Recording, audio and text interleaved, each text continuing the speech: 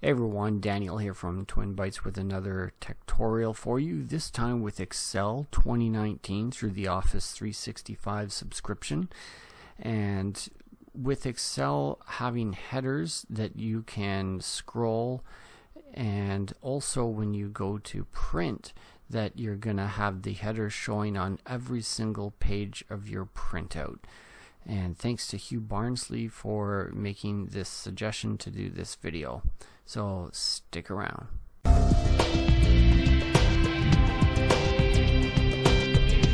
Printing the headers on Excel. One part is having it scrollable, where you can see right now I don't have anything that's frozen scrollable. So if we click on the first row of the part we don't want to be included in the header, then we go over to the View tab, Freeze Panes, and Freeze Panes. You can see a line appeared. It's not very prominent, but if you scroll here, you can see that we got 1, 2, 3, and then the rest scrolls. Now, if that's all fine for freezing a pane in Excel, but if we want to print,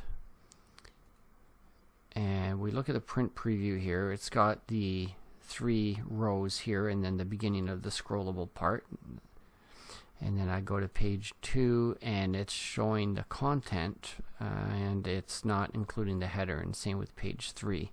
So we want to have that header showing those first 3 rows as part of the header on every page that we print as well. So we'll go back here. So even though it's scrollable here because it's frozen, it's not set for printing. So to do that, we want to go to Page Layout, and under the Page Setup section there's Print Titles. And then in this page it defaults to the Sheet tab, and under Print Titles there's rows to repeat at top. So you can click in here, the little arrow to the right of that, and it allows us to choose which rows we want. So you could type it in, but I find it easier to just click and drag, and that highlights the 3, and it's got a little scrolling dotted lines going around the entire 3 rows, and it shows here $1: 3, so it's including all of row 1 through 3. So from here you can hit the button to the right of that, and it expands this window again, so we can then click OK. Now it's set for printing, so let's have a look. We'll go to File and Print.